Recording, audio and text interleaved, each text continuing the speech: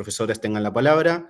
Hacia el final van a poder hacer preguntas habilitando el micrófono o escribiendo por el chat, como más gusten. Estamos haciendo lo posible también para grabar la charla y que quede filmada para luego subirla al canal de YouTube, y al mismo tiempo los invitamos a que nos sigan también en todas las redes para no perderse ninguna novedad. Voy a empezar presentando a Gabriela Zunino, que es doctora en Lingüística por la Universidad de Buenos Aires, es docente de grado y posgrado en las Facultades de Filosofía y Letras y Psicología de la UBA y en la Universidad Nacional del Comahue. También es investigadora del CONICET. Trabaja en cognición y procesamiento del lenguaje con una perspectiva interdisciplinaria que vincula la lingüística teórica, la filosofía de la mente, la psicolingüística y la educación. Y junto a María Mare es editora de la revista de lingüística Quintuki Mun de la Universidad Nacional del Comahue. Antonella D'Ambrosio es doctora en letras por la Universidad Nacional del Sur, es docente de grado en materias de lingüística y comunicación en la Universidad Salesiana y la Universidad Nacional del Sur en Bahía Blanca. Su investigación aborda el fenómeno de las fórmulas de tratamiento en las consignas de los distintos niveles educativos desde una perspectiva sociolingüística y pragmática, y además es integrante de la Red de Lingüistas en Formación de RELIF desde hace ya varios años, participando en varios proyectos que llevamos adelante. Tanto Antonella como Gabriela tienen amplia experiencia en la evaluación de tesis, artículos y proyectos, y es por eso que hoy son nuestras invitadas para la charla. Gabriela, Antonella, les agradecemos que hayan aceptado participar y les cedo la palabra. Muchas gracias por la invitación. Buenísimo. Sí, me estaba intentando desmutear y avanzar con la presentación al mismo tiempo. Bueno, Gaby, si te parece, arranco un poco comentando la idea de este espacio. Arrancamos como corresponde, con memes para un poco introducir. Quizás varios de los que están acá han pasado, muy probablemente hayan pasado han transitado el proceso de enviar un artículo a una revista y por lo tanto ser evaluados, evaluadas, y sabemos lo que eso conlleva. En este momento no nos vamos a centrar claramente ni en pensar en el sistema científico argentino en general, no es una exposición teórica, es un espacio que está pensado para que en unos minutos podamos reflexionar sobre lo que implica la tarea de evaluar, ¿no? Es ponernos un poco del otro lado. Generalmente somos más evaluados de lo que solemos evaluar nosotros, sobre todo quienes estamos en los primeros años, con un primero medio amplio del trayecto de formación de posgrado. Así que bueno, esa es nuestra intención con este espacio que ofrecemos desde RELIF, es para reflexionar, conversar, ver qué dudas tenemos, cómo nos encontramos en relación con esta tarea de lo que implica evaluar, ¿no? En ese sentido, perdón, sí. Una notita al pie, Antonella, para eso que decías, porque me parece interesante en esa introducción, sí saber que el mundo académico, científico, internacional y nacional se sostiene prácticamente por por múltiples sistemas de evaluación. Digamos, la evaluación es uno de los ejes fundantes de cómo funciona la comunidad científica. Entonces, también por eso me parece clave esta actividad, ¿no? O sea, porque estamos siendo evaluadas, evaluados, evaluades permanentemente en distintas instancias. En eso se funda, digamos, la rigurosidad, o sea, descansa sobre la calidad de evaluación, la rigurosidad de la construcción de conocimiento. Entonces, me parece que es muy importante tener en cuenta ese punto. Sí, y de ahí también la importancia, ¿no? del interés que despertó esta actividad, que varios y varias ahí vieron el título, y al menos por la curiosidad y ver de qué se trata, bueno, es importante tomarse el tiempito, así que desde ya, por supuesto, les agradecemos mucho. Pensamos como un recorrido posible para pensar estas cuestiones, que tenemos ahí. Primero, pensar qué es la evaluación, como cuestiones generales de lo que implica, un poco lo que ya iba anticipando Gaby recién. Después, pensar qué evaluamos, por ahí sentándonos un poco más en la cuestión de los criterios y qué aspectos se nos pide evaluar, qué aspectos no se nos piden, pero evaluamos igual. Bueno, reflexionar un poco sobre eso. Y después también pensar, quizás, una de las partes más, como el meollo de la cuestión, que es cómo evaluamos, ¿no? Así que ese es un poco el recorrido que vamos a intentar ir trazando en estos minutos que siguen. Gaby, te cedo la palabra.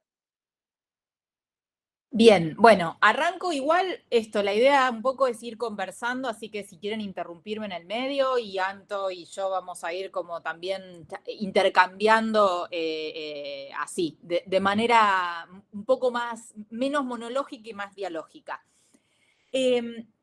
Aclaraba, digamos, hacía hincapié sobre este punto de que la comunidad científica está centrada en la evaluación, porque también es parte, digamos, es parte clave de lo que nos distingue de otras comunidades, digamos, ¿no? O sea, que tienen sistemas de evaluación que no son intracomunidad. Nosotros en general siempre nos evaluamos entre pares, siempre la evaluación es entre pares. Las instituciones no tienen grupos de evaluadores ad hoc, digamos, generan comisiones, y como la evaluación por pares en las revistas y las comisiones en CONICET y en todos los ámbitos de ciencia y técnica nacionales e internacionales, son comisiones de pares nuestros, colegas, digamos, ¿no? ¿Y por qué lo traigo? Porque me parece importantísimo para el paréntesis. Porque el paréntesis deja inferir que hay algo en lo que estamos de acuerdo respecto de qué queremos destruir, ¿sí? Y me parece que por ahí es interesante ponerlo en palabras. ¿Qué es lo que queremos destruir? Bueno, creo que hacia el final vamos a ir un poquito a eso que queremos destruir, pero en principio yo creo que lo fundamental es entender la evaluación como parte del proceso de construcción de conocimiento colectivo que tiene cualquier disciplina científica. Y justamente es la contracara de la destrucción. Si pensamos la evaluación en términos destructivos, no estamos haciendo eso. Entonces el rol dentro de esa comunidad científica cambia absolutamente, ¿sí? O sea, yo pondría el foco en lo que queremos destruir ahí, en que esto lo entendamos no como una forma de competencia con un colega, sino como una forma de construir mejor y más riguroso conocimiento en ese proceso colectivo con otro colega. Bien, dicho esto en general, si querés pasamos a la próxima, hay que reconocer algunos elementos básicos de cuáles son las relaciones que podemos tener como autores con esos colegas que van a ser evaluadores nuestros o viceversa. Hay básicamente esas 4 formas, digamos, de evaluación. Algunas no son utilizadas en el mundo científico de una manera corriente, sí las van a ver en algunas plataformas como ResearchGate o algunas otras, que son las formas colaborativas, que están ahí como colaborativas, que son más de tipo foro, que tienen más que ver con el trabajo, digamos, conjunto que uno puede hacer en un drive con alguien, ¿sí? Entonces, todo el mundo aporta algo, pero no forman en general ninguna revista científica ni mecanismo de evaluación de instituciones formalizadas tiene esa dinámica, pero sí hay revistas que tienen alguna de las otras 3. La primera, que se llama Simple Ciego en general o Single Blind, hay el ciego, es decir, hay una de las 2 personas, autor-evaluadora, que desconoce a la otra. Es decir, una se mantiene en anonimato, la otra es conocida. Efectivamente, la más frecuente es la que está ahí mencionada, ¿sí? O sea, los autores conocen la identidad de los revisores, pero no viceversa. Quiero decir que para mí la mejor sería o es la inversa, ¿sí? Y vamos a ir un poco desentrañando por qué. Porque la inversa lo que hace es minimizar la absoluta impunidad que puede tener un evaluador anónimo, por un lado, y además no condiciona el nombre del autor la evaluación que yo esté haciendo. Yo he tenido la experiencia de todos los casos. Y puedo decir con conocimiento de causa que cuando a uno le cae un artículo que está firmado por Noam Chomsky, es muy difícil evaluarlo sin el condicionamiento de que uno cree que ese artículo tiene que estar bien porque lo escribió Noam Chomsky y no puede haber escrito algo que esté mal. Entonces, para mí, esa dinámica del simple ciego respecto de conocer a los autores, las autoras, les autores, y que ellos no te conozcan a vos, permite que los evaluadores se suban a un caballo que por ahí no pueden sostener por el solo hecho de mantenerse en el anonimato, pero que además los evaluadores, las evaluadoras estén condicionadas por los nombres que firman ese artículo, ¿sí? El caso más frecuente de todas maneras es el que sigue, que es el doble ciego, ¿sí? Y el doble ciego mantiene el anonimato de las dos partes. Acá nadie nos escucha, el doble ciego funciona tal como su espíritu quiere que funcione. A veces sí, pero muchas veces no. Con comunidades académicas, científicas, pequeñas o disciplinarmente demasiado específicas, la verdad es que lo que muchas veces pasa es que nos llegan artículos anónimos, pero por el tipo de trabajo que es, por el tipo de tema, por el tipo de disciplina, podemos hacer la inferencia de por lo menos a qué equipo pertenece ese artículo, ese estudio, ¿sí? Entonces, en esos casos también hay que tratar de no evaluar al equipo o al autor inferido, sino evaluar el artículo que tenemos ante nuestra vista, ¿sí? Y un poco lo vamos a retomar hacia el final. Y por último, efectivamente hay algunas revistas que lo están implementando, la evaluación abierta, que es en donde es una en donde las dos partes se conocen, de hecho se publican los nombres de les evaluadores junto con el artículo, y el artículo sufre una especie de construcción en etapas, en donde puede haber varias etapas de diálogo, como dice ahí, entre evaluadores y autores. En general, las abiertas no tienen más de 2 evaluadores, yo no he visto en muchas ocasiones que sean más de 2 evaluadores, y los pares ciegos pueden tener hasta 3 evaluadores simultáneos del mismo artículo, ¿sí? Esto, obviamente, muchas veces la evaluación abierta facilita encontrar, digamos, evaluadores, aunque en términos generales está siendo, digo, como directora y editora de una revista, está siendo muy difícil encontrar evaluadores.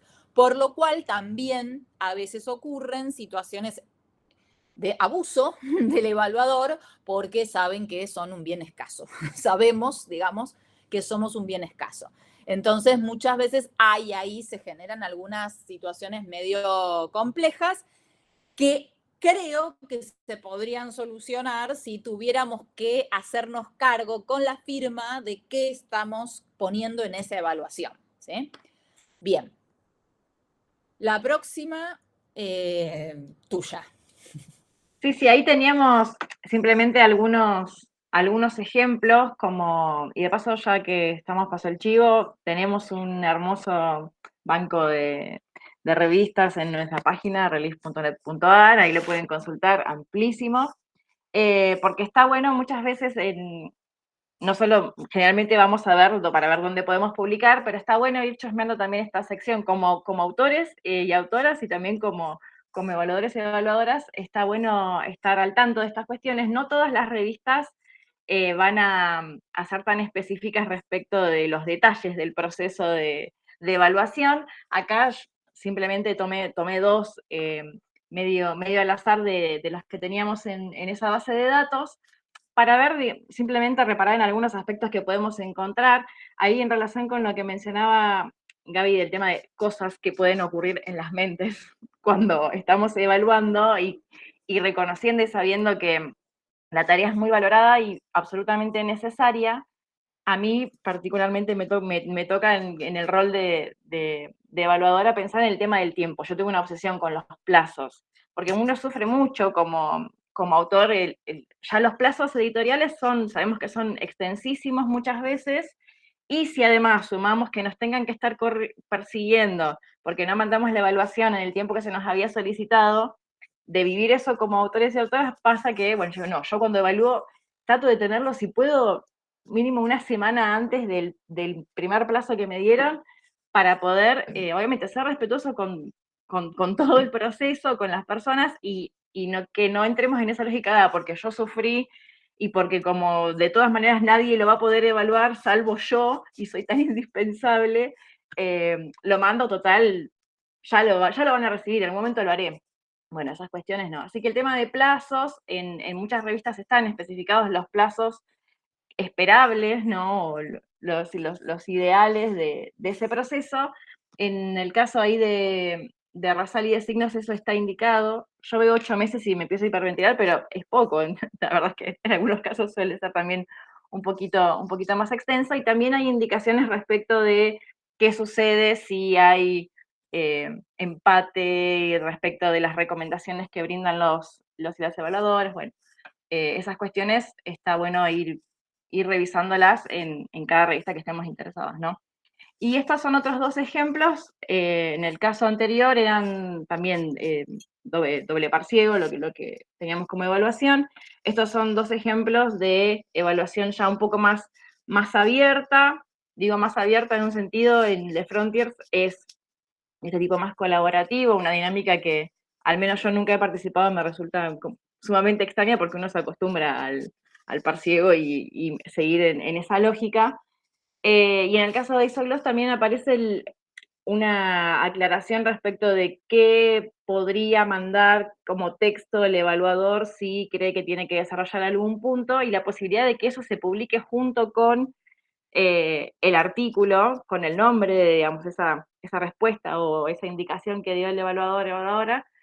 Bueno, son quizás, obviamente, no son las cosas más frecuentes, pero bueno, está bueno ir considerando estos casos también, ¿no? Gaby, Sí, de voy hecho, pasando. Frontiers funciona, digamos, en realidad es abierta, es una abierta que te dicen que es colaborativa, digamos, ¿no? O sea, es una cosa medio así, a mí me tocó evaluar. De hecho, lo puse en alguna posterior. Frontier se está volviendo una editorial predatoria. Y ahí también quiero hacer alguna recomendación en términos de cuándo decir que sí, cuándo decir que no, ¿no? O sea, algunos me comentaban, por ahí decir un poco para atrás, pero me contaban, bueno, ¿se puede evaluar algo de lo que no me siento seguro temáticamente? Y yo les diría que no, que eso lo rechacen, porque va a ser un problema, ¿sí? O sea, se van a meter en un problema porque van a tener que justificar, y la verdad es que tampoco es algo que aporte a esta idea de somos una comunidad que entre todos construimos ese conocimiento, que también es lo que decía Antonella en relación con respetar las normas, digamos, ¿no? En este caso, por ejemplo, los plazos.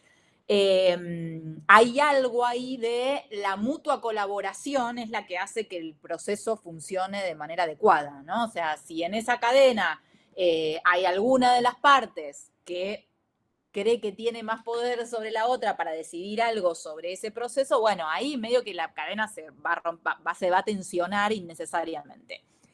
Y ahí vengo al tema del rol de los editores o de los directores. Y lo digo como directora de una revista. Hay algo que me parece que muchas veces la última década diría que casi se perdió, que es que en realidad evaluadoras, evaluadores, evaluadores no deciden si un manuscrito se publica o no, digamos, ¿no? O sea, los evaluadores son pares consultivos de un comité editorial y editores responsables de una revista. La decisión es de los editores responsables de la revista, de un comité editorial o de un equipo directivo. Obviamente, eso lleva mucho trabajo, porque tenés que controlar a tus asesores pares, que serían en este caso los evaluadores, ¿sí? Pero eso es una tarea necesaria, porque muchas veces ocurre que hay una y una, y entonces tenés que decidir si lo decide el comité editorial o lo mandas a un tercer revisor que te lo desempate, o además te haces cargo de todas las palabras de tus evaluadores o no te haces cargo de las palabras de todos tus evaluadores. Entonces, la situación ideal es que, y no es la frecuente, te diría que es casi nula mi experiencia en ese sentido, hacer lo que nosotros hacemos en Kintuki Moon, es no reenviar automáticamente las evaluaciones a los autores, sino hacer una evaluación de las evaluaciones y armar un informe de evaluación que esté firmado y respaldado por el comité editorial o por el grupo directivo que pone la línea de esa revista. Y en ese caso, lo que vos podés hacer es evitar situaciones como esfuerzos, abusos de poder de algún evaluador que haya equivocado, digamos, su perspectiva ética, diría, y además académica en esa evaluación. Ese colchón somos los editores. ¿Eso es frecuente? No, es súper infrecuente, pero es algo que habría que demandarle a la revista. ¿Y por qué?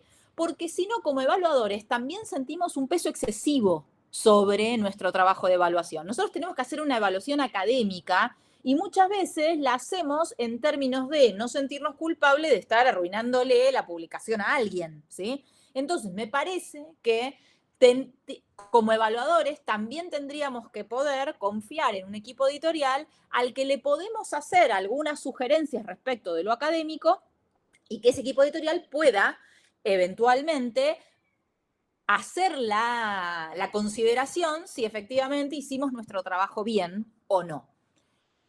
La contracara de esto es que como hay mucho para evaluar, porque el sistema científico ha mutado a ser una máquina inagotable de fabricación de publicaciones, lo que ahora les llaman sliding salami o algo así, o sea que una persona tiene que publicar 20 artículos por año para mantenerse en un cargo y ese tipo de cosas. Bueno, el sistema completo está en tensión. Entonces, hacer todo ese trabajo minucioso, slicing, lleva mucho más tiempo y es algo que agota muchas veces los recursos, sobre todo los recursos de revistas chicas de acceso abierto que funcionan a pulmón, que no tienen recursos, digamos, económicos de respaldo, etcétera, ¿sí? Pero es importante tener esta idea de que los evaluadores son consultivos, no tienen la última palabra. De hecho, lo mismo pasa en muchas instituciones que no tienen que ver con la evaluación de revistas, de artículos en revistas, que hay un par asesor que hace un dictamen, pero después quien decide es la comisión evaluadora, que puede tomar o no tomar. Y de hecho me ha pasado a mí que parecen que vieron cosas distintas, ¿sí? Entonces, también como evaluadores tenemos que tener el conocimiento de que hay cierto respaldo en el grupo editorial que nos convoca, ¿sí? Que no tiene que quedar la decisión final solo en nuestras manos.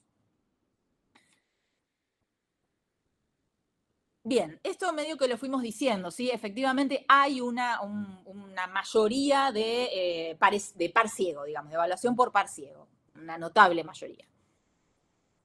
Sí, medio que arrancamos con eso, Sí. directamente. Pero bueno, sí, en nuestro caso va por ahí. Bueno, esto también, digamos, es como para ponernos un poco en situación, porque entiendo que quizás hay varias que no han estado, digamos, todavía en el rol de evaluadores y están enterándose de algunas cositas ahora. Como sabemos, y recién explicaba Gaby, la instancia de recepción está a cargo de editores y de directores de revistas, y ellos son justamente quienes van a enviar a pares evaluadores ese trabajo, ese manuscrito que nosotros soltamos y dejamos ir con mucho miedo muchas veces y sigue su curso.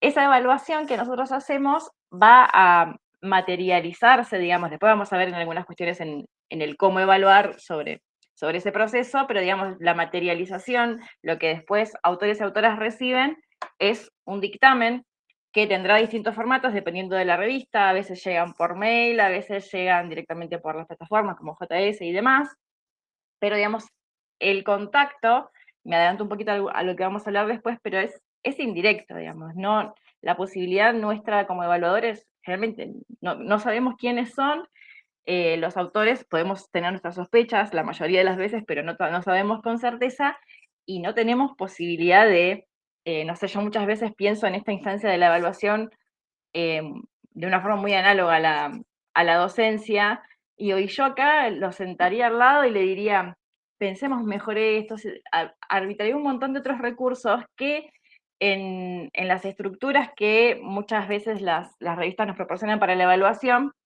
no lo podemos hacer, y ya tenemos la distancia de la escritura, o sea, todo sumamente mediado, que bueno, eso también quizás impacta bastante en la cuestión que conversábamos de lo que afecta, ¿no? Digo, probablemente en toda nuestra historia, mínimamente una evaluación hayamos tenido que un poco nos rompió el corazón, y digo, listo, no, yo no me dedico más a esto, me voy a poner un kiosco porque la verdad es que no estoy para que me vengan a tratar así, y a veces uno se desmoraliza un montón. Bueno, claramente eso va a lo que queremos destruir, que decía Gaby hace un rato.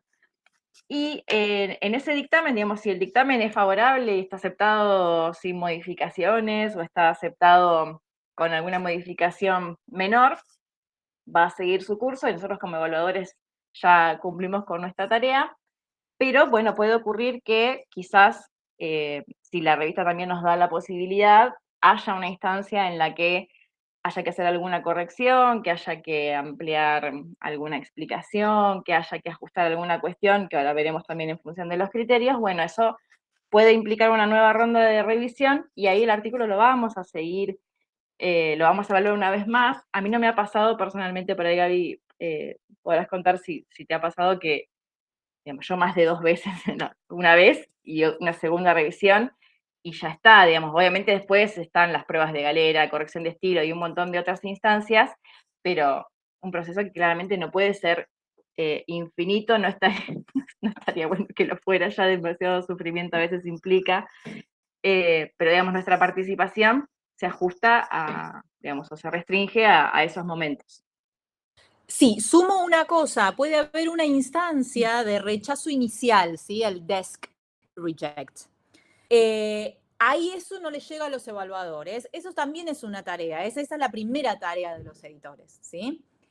Y es importante hacer esa tarea, porque muchas veces como evaluadores, lo hablaba el otro día con unos colegas, nos llegan artículos que no tendrían que pasar a la ronda de evaluación por múltiples cuestiones, digamos, ¿no? O sea, no por cosas menores como no respeta el formato de la referencia, digamos, por cosas gruesas como no está dentro del scope de la revista, digamos, de los ejes temáticos que abarca la revista, o directamente, no sé, no está dividido en párrafos o tiene 40 páginas y tiene que tener hasta 8, cosas que son como muy básicas.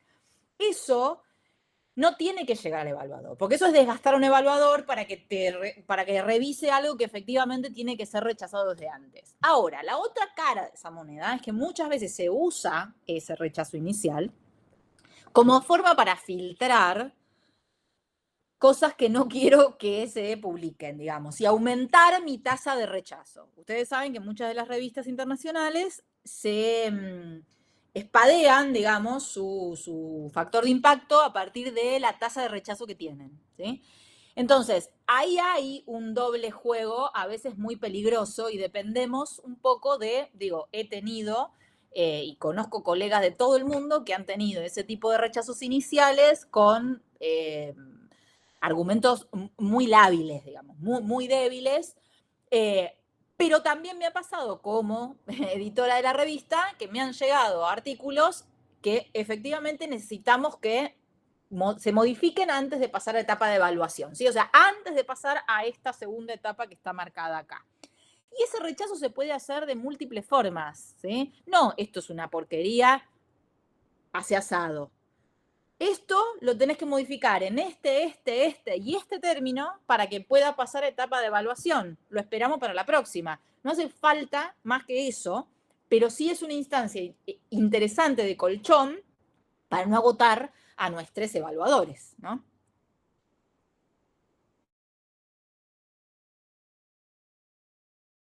Bueno, pensando un poco en el campo nuestro, en el campo de la lingüística, como especificidades probablemente haya muchas y obviamente como cualquier proceso, la evaluación tiene un montón de subjetividad y cada uno con sus áreas específicas también tendrá cuestiones a las que atender. Yo reparo en la primera por una cuestión también de vivencia del lado de autora, que quizás hay algunas observaciones, que esto viene un poco lo vamos a retomar sobre el final, de la instancia de evaluación como momento de despliegue de toda nuestra sabiduría y todo nuestro conocimiento y todas nuestras propias investigaciones y no es el momento de la evaluación para hacerlo. Claramente hay otras instancias de socialización muy interesantes, pero no es la evaluación. Y me he encontrado de mis trabajos sobre español bonaerense con sugerencias de comparar con otros países o con analizar el caso del uso de tal cosa en tal otra variedad del español. Y hay revistas en las que uno tiene que justificar, o sea, si eso se pide como un cambio, hay que justificar ese cambio que hacemos o digamos, qué modificaciones, si es que contemplamos ese comentario o no.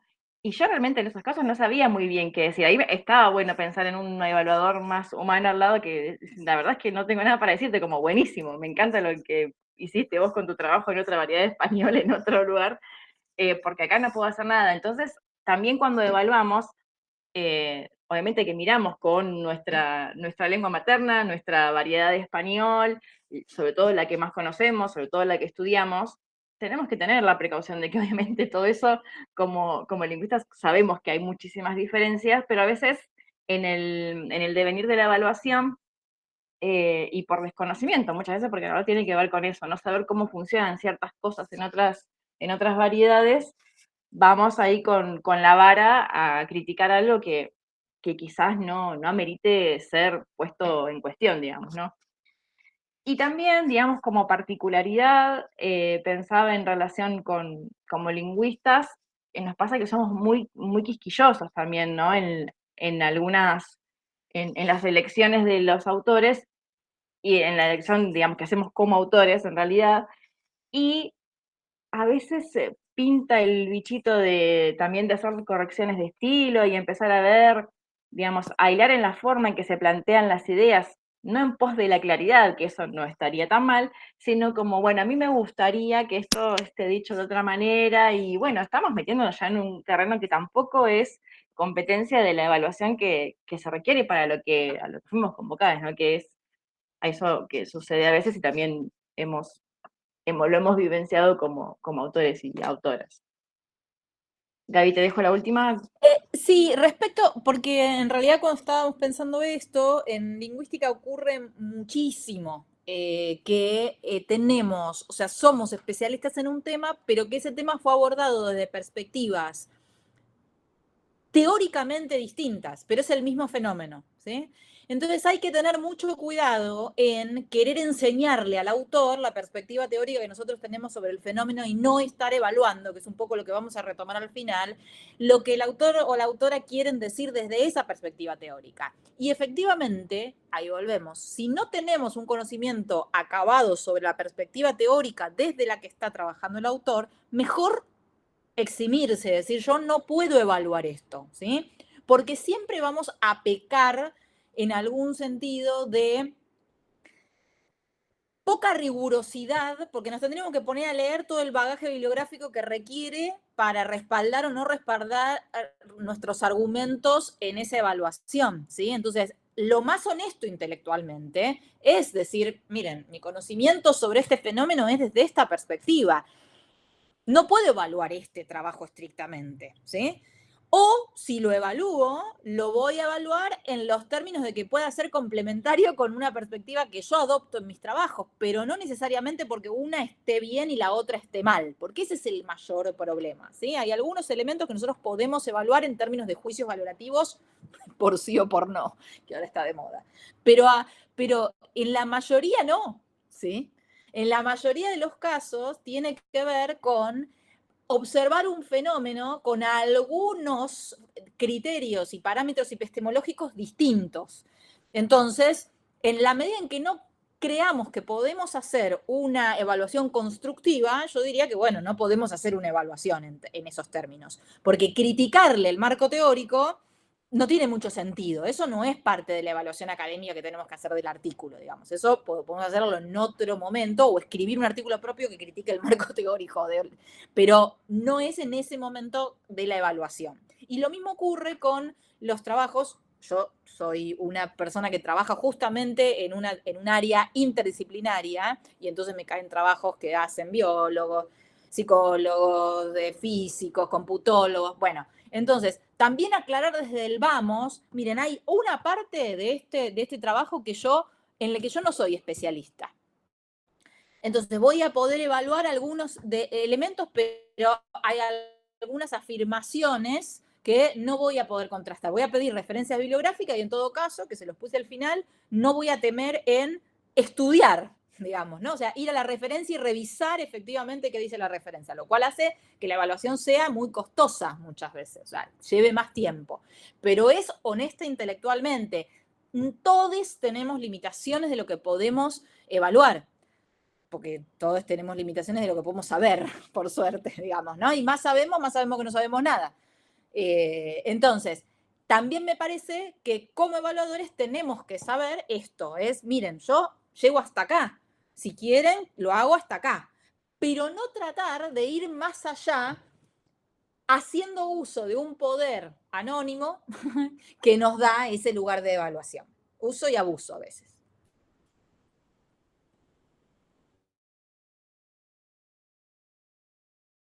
Bien. Te dejo que sigas. Sí, lo agregué cuando estábamos conversando con Antonella, agregué 2 puntos. Esta idea del acceso abierto y las prácticas predatorias, porque está cada vez más saliendo en el mundo, digamos, en el ámbito académico internacional. De hecho, no sé si están al tanto, y que se relaciona con la otra placa que tiene que ver con los APC, digamos, las publicaciones pagas. No sé si vieron que hay muchos comités editoriales de grandes revistas, de grandes editoriales. Hay una situación muy oligopólica en este momento de la industria editorial académica, digamos, ¿no? Hace un tiempo yo me enteré que el Elsevier estaba en la bolsa de Estados Unidos y cotizaba más alto que Google. O sea, este tipo de cosas están pasando. Entonces, ahí hay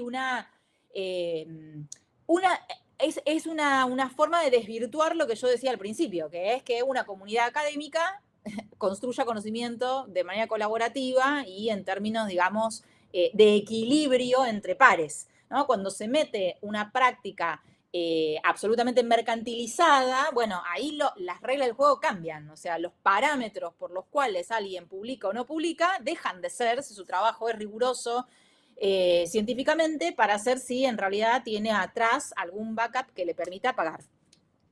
Ahí vamos al chat. Si quieren, interrumpimos en el medio. Nico, avísame que en todo caso lo hacemos. Pero bueno, en principio esto lo quiero relacionar con esta idea de las evaluaciones no se cobran, porque justamente es parte de esta idea de como investigadora yo tengo un compromiso dentro de mi comunidad académica, que es que alguien, digamos, cuando yo mando artículos, alguien me los evalúe, y cuando alguien manda artículos, yo los evalúe. ¿Sí? Entonces, es una situación colaborativa y solidaria. Ese es el sistema. ¿Sí? Entonces, el punto es cuando esas reglas del juego cambian y alguien está ganando dinero, bueno, ahí empieza a surgir la idea de, bueno, entonces si alguien, digamos, si le estás cobrando al autor para publicar, ¿por qué editores de números y evaluadores no ven un centavo de eso? ¿Sí? O sea, ¿en qué se va ese dinero? ¿En qué parte del proceso de ese dinero? Sobre todo sabiendo que las revistas en este momento no se imprimen, ¿no? Entonces, tampoco hay gastos en ese sentido.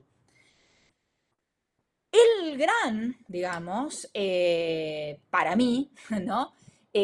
Punto para decidir muchas veces si evalúo o no, es efectivamente en qué tipo de revistas o de qué tipo de revistas me convocan. ¿Sí? Para mí no es lo mismo evaluar en una revista que le cobra a sus autores y a sus lectores, porque además tienen este sistema, ¿no?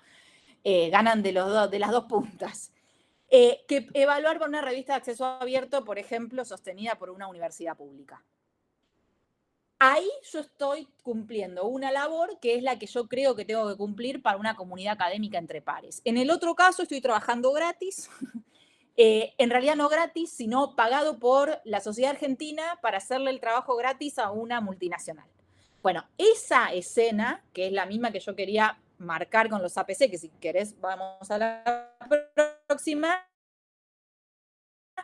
para mí es clave pensarla desde países que tenemos sistemas públicos de ciencia y tecnología.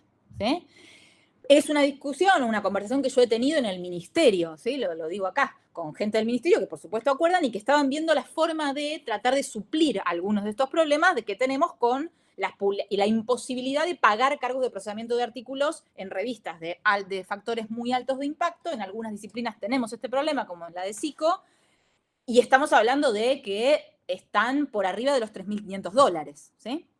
Entonces, el punto es que mucha gente lo primero que trae es necesitamos subsidios más ampulosos para poder pagar más APC. Eso, en una dinámica de un esquema de ciencia pública, supone una transferencia fenomenal de recursos públicos a oligopolios privados multinacionales. Bueno, eso es un esquema que para mí no tenemos que aceptar. Y el gran problema ahí es cómo, en qué punto de ese proceso frenamos, ¿sí?, esa transferencia.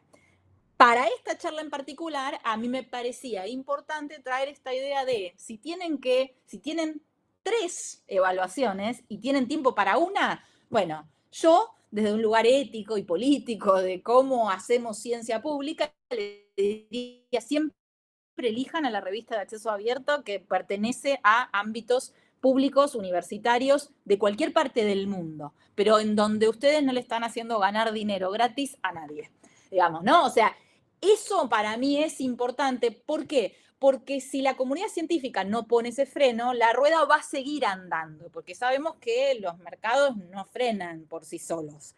Entonces, me parece que ahí hay que hacer valer el poder que tiene la comunidad científica de que si no evaluamos, no hay evaluadores. Y eso es lo que está pasando en muchas de las revistas donde los comités editoriales renuncian masivamente para fundar otra revista con el mismo comité, pero de acceso abierto, ¿sí? Entonces, me parece que el proceso de evaluación es un proceso clave para que puedan funcionar las revistas científicas. Y creo que entonces, como parte de esa comunidad científica, podemos tomar algún rol de, bueno, con mi decisión yo siempre voy a preferir a aquellas revistas que lo que tengan es como fin la construcción de conocimiento sin rédito mercantilizado, digamos, ¿no? ¿Por qué? Porque además lo que estamos haciendo ahí es decir, a esta revista pueden acceder, o sea, cualquier persona que crea que tiene un estudio riguroso, con una metodología científica adecuada y algo interesante para la construcción de conocimiento teórico, empírico o lo que sea, lo puede mandar sin otro tipo de restricción, porque si no, lo que terminamos viendo es que los únicos que pueden publicar no son los que tienen trabajos más rigurosos, son los que tienen $3.500 para pagar el APC. Entonces ahí hay un sesgo a priori de lo que estamos viendo en las publicaciones científicas. No quiere decir que sean mejores investigadores quienes publican en Nature. Quiere decir que son los investigadores que tienen el respaldo de $3.500 para pagar un APC. Entonces, ahí la escena inicial de la práctica de construcción colectiva de conocimiento termina absolutamente desvirtuada. Desde el tercer mundo y desde el sur tenemos también la posibilidad de elegir hacia qué lugar queremos construir o seguir haciendo crecer, digamos, nuestro sistema científico, ¿no? Y por supuesto, lo digo desde este lugar, pero hay un montón de colegas, estuve en Europa hace muy poquito, que están sobre la misma base, ¿sí? O sea, esto que nos pasa a nosotros también pasa en Italia, también pasa en España. Creo que los únicos 2 países que no tienen estos mismos problemas son Alemania y Estados Unidos, no muchos más, ¿sí? Entonces, me parece que tenemos que, en nuestro rol, y en este caso estamos pensando en nuestro rol como evaluadores, también tenemos que saber que cumplimos con un papel importante en cómo se conforma esa red colectiva.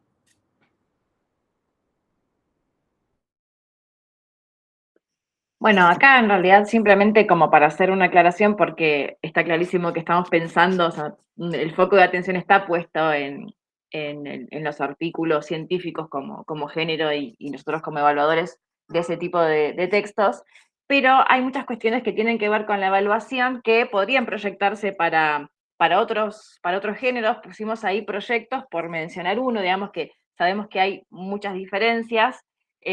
Yo ahí simplemente mencionaba algunos criterios que obviamente evaluar un artículo y evaluar un proyecto, la cuestión ya prospectiva que tiene el proyecto implica que en la evaluación se puedan sugerir otro tipo de cuestiones, que es distinto cuando uno evalúa un trabajo que ya está todo realizado y no podemos ponernos, como decía Gaby, a ver, discutir el marco teórico y la metodología de algo que ya hace 10 años que está en curso, bueno, esas cuestiones.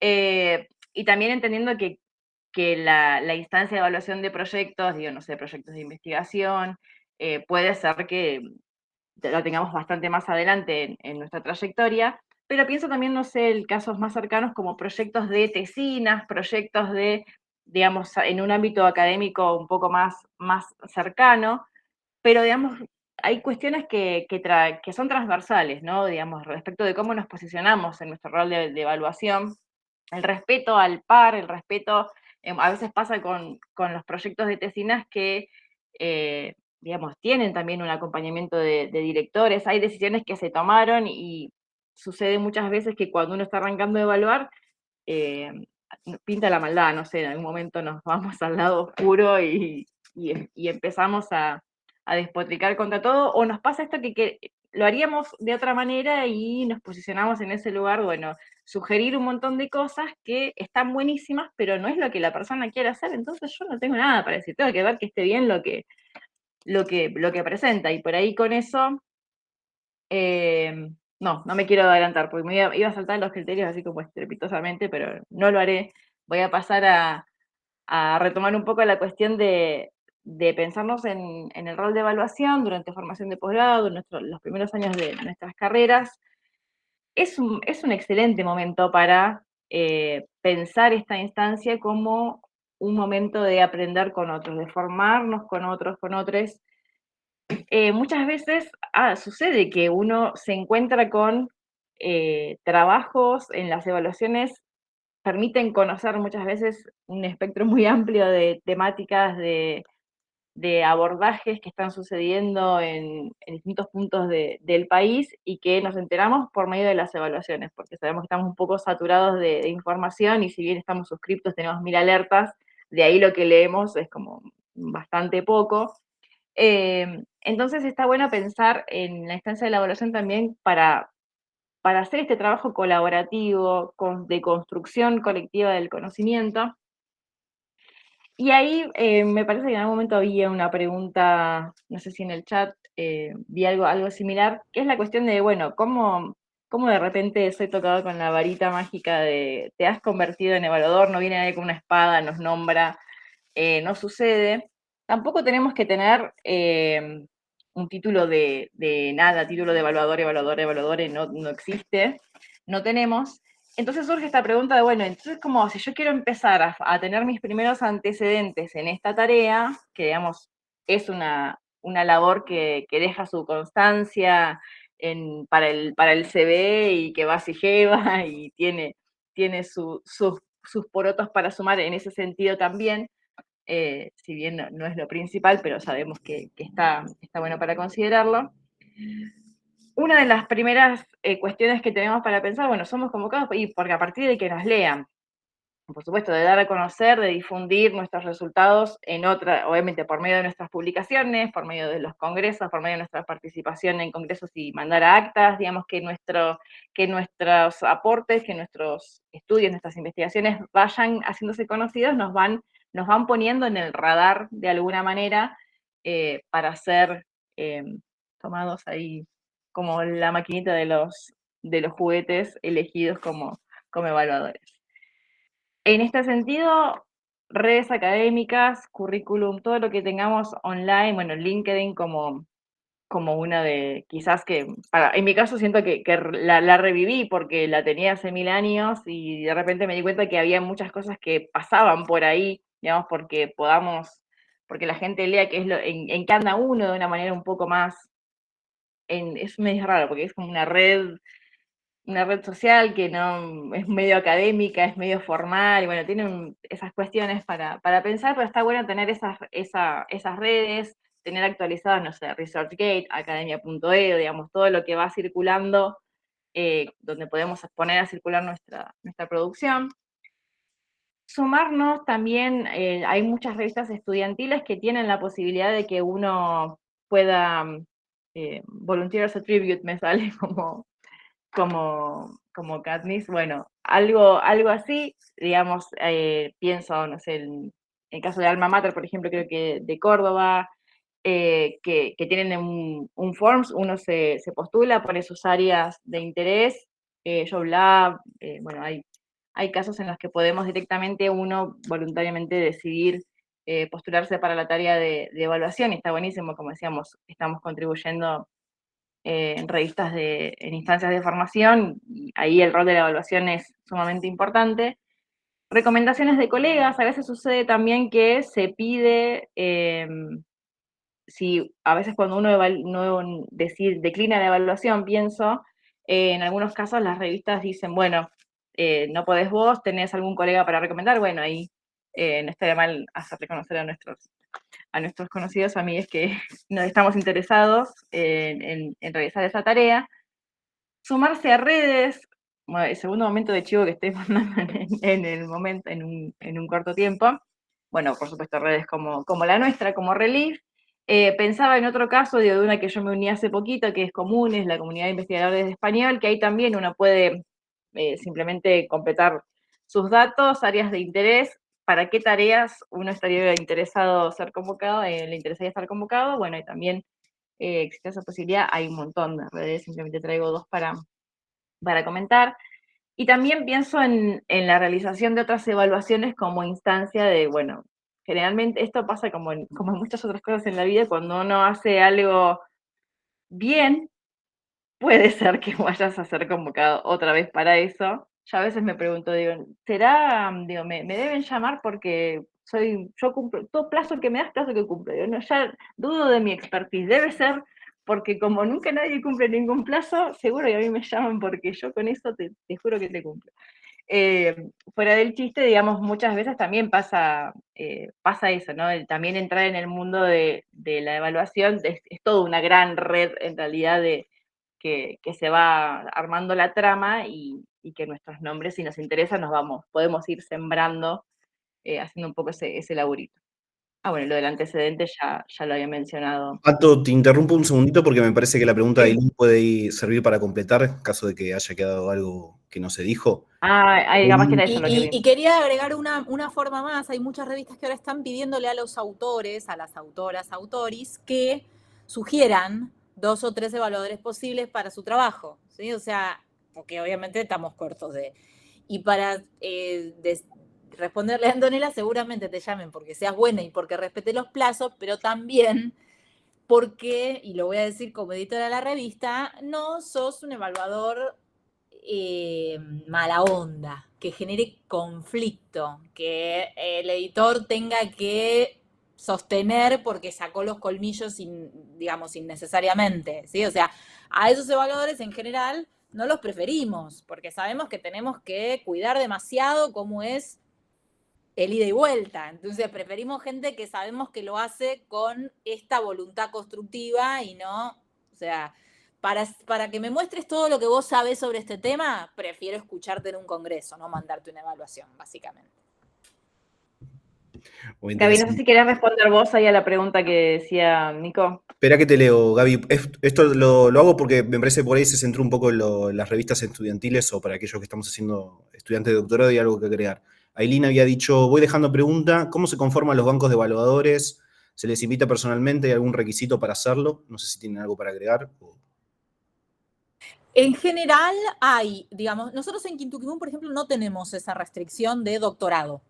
Hay muchas revistas que están tomando como, bueno, evaluadores tienen que tener doctorado más porque lo que está ocurriendo es que la mayoría de autores tienen un nivel, digamos, académico más alto y entonces se supone que respetás esa paridad, digamos, esa evaluación por pares tiene que de alguna manera dar cuenta de que sean pares en el título académico, lo cual yo tomaría entre muchas comillas, digamos, yo prefiero un especialista en el tema, no se lo voy a mandar a un estudiante de grado, pero yo considero que después de que tenemos sobre todo en el sistema argentino, quiero decir, después que tenemos un título de grado somos todos colegas, digamos, y simplemente vamos creciendo en una carrera académica, pero que están totalmente habilitadas a evaluar. Hay algunas revistas que no, digamos, que sostienen como ciertas restricciones de ese tipo.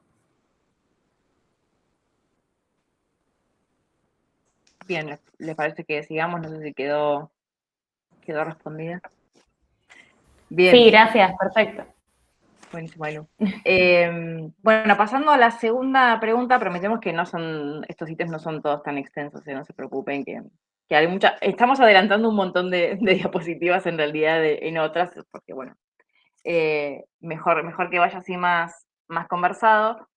Acá nosotros lo que les compartimos son, en realidad, los criterios más frecuentes, es una especie de mix de muchas revistas, y muchas, digamos, ya las plataformas son las mismas, entonces comparten la formulación del criterio, quiero decir. En algunos casos es bastante, cuando uno arranca está buenísimo que pongan una plataforma así que sea muy, muy clarita, que yo pueda ir identificando aspecto por aspecto, porque si arrancamos con un pedido de una evaluación general y uno como cuando recién arranca y la verdad por dónde empiezo, bueno, que este tipo de guías está muy bueno, sobre todo como digo al principio, para poder saber por dónde arrancar o en qué reparar, digamos, en estas cuestiones, cuando decimos que evaluamos, bueno, hay que evaluar lo que se pide en la revista, tenemos que tener en cuenta, por supuesto, las pautas que tienen que ver con la mirada de la revista, con el alcance que tiene, como decía Gaby, y muchos de los criterios que aparecen tienen que ver con esto. Ahí, digamos, por ahí en algunos no ameritan tampoco reparar tanto en ellos como las apreciaciones generales sobre la calidad y originalidad del trabajo. Bueno, el tema de la originalidad es un tema que se discute mucho también, eh, porque son cuestiones muy subjetivas también, ¿no? Como calidad y originalidad, bueno, qué decirte.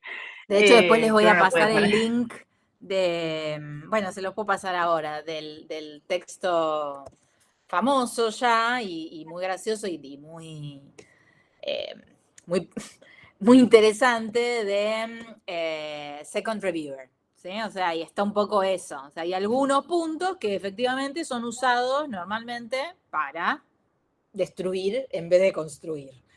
Y eso es algo que efectivamente es sistemático, porque todos hemos recibido alguna evaluación que tomaba alguno de esos puntos, ahí la pueden leer y divertirse un rato. Sí, está muy bueno. Bueno, los dos primeros puntos son estas cosas más generales, ¿no? Que claramente uno cuando los tiene que completar son las cosas que uno escribe en cuanto al proceso, no las redacta al final, porque no son cuestiones que uno pueda ver a la ligera. La relevancia del tema, digamos, todas esas cuestiones, ahí son, como decía Gaby, los espacios en los que hay que tener cuidado de no ser el ombligo del mundo, de no ser, no, porque no lo somos, de no volverse o creer que somos, ¿no? Y decir, bueno, la verdad es que tu tema no implica ninguna contribución al área disciplinar, como es duro y hemos recibido ese tipo de evaluaciones y seguimos vivos, así que hemos ya transitado una buena parte del camino. Y hay cuestiones que tienen que ver ahí con la claridad, por ejemplo, en el planteo del problema.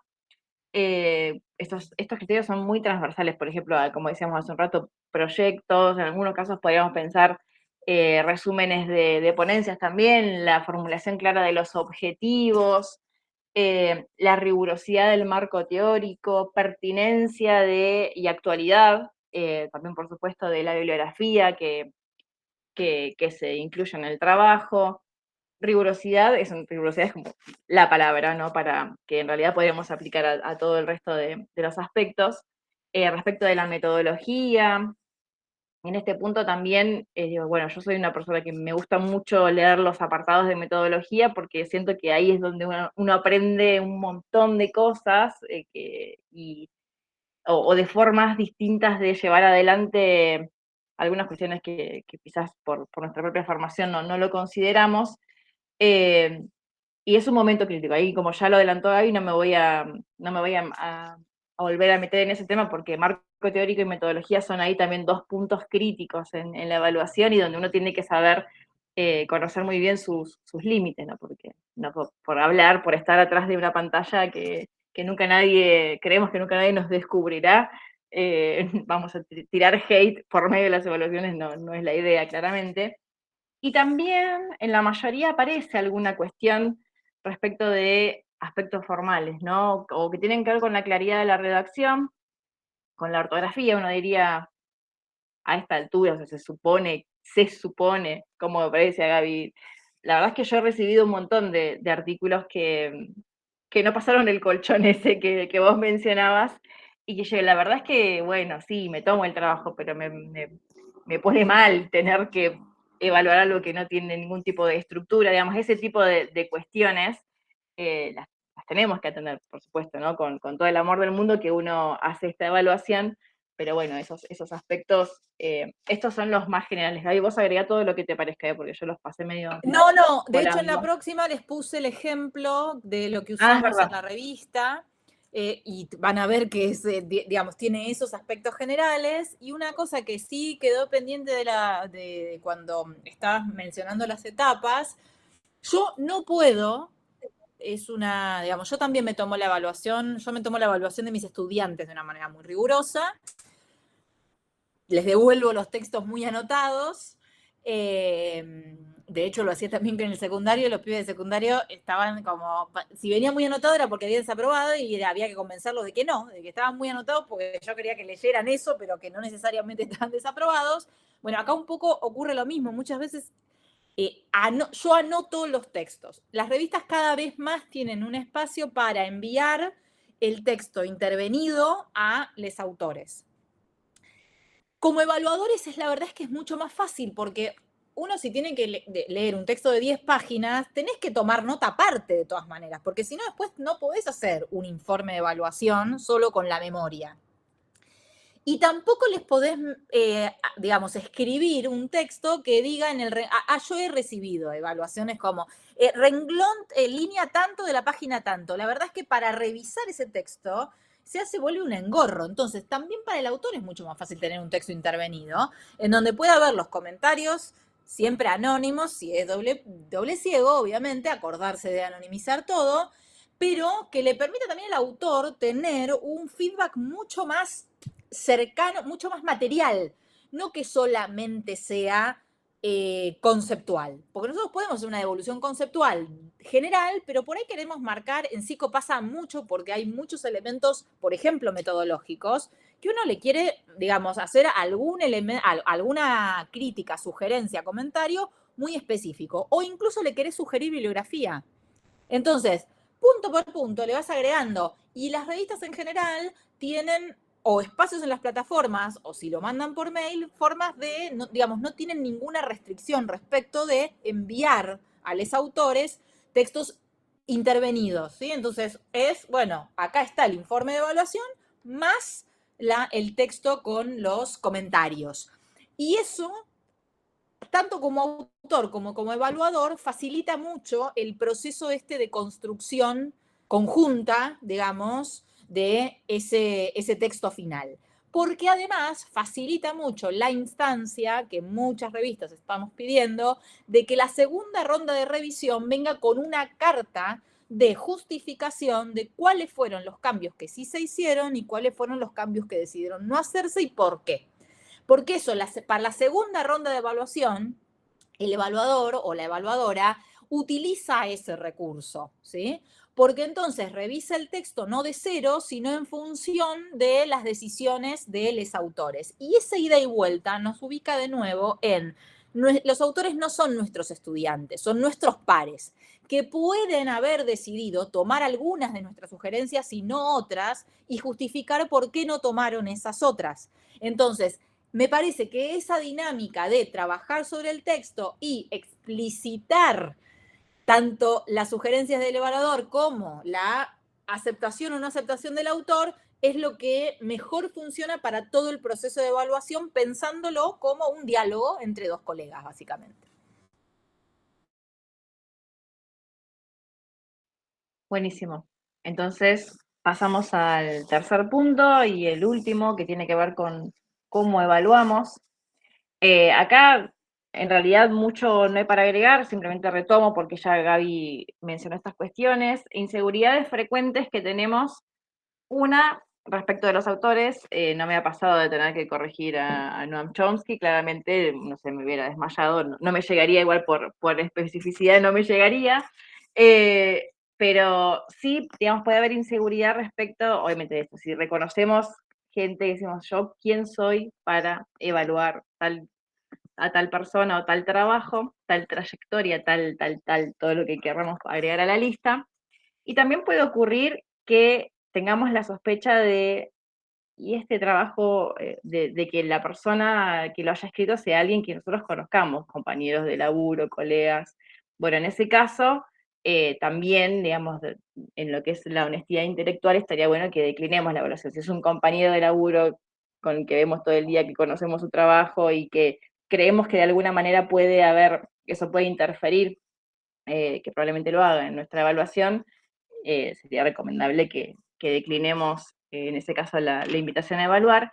Y respecto del tema ya no voy a agregar más nada porque es la recomendación que venimos dando de, bueno, pasan dos cosas, ¿no? Que muchas veces no sabemos, muchas veces no sabemos todo, no podemos saberlo, no estaría bueno que eso ocurriera y por lo tanto va a haber muchas oportunidades en las que tenemos que decir hasta acá llegaste y el nombre de cada uno.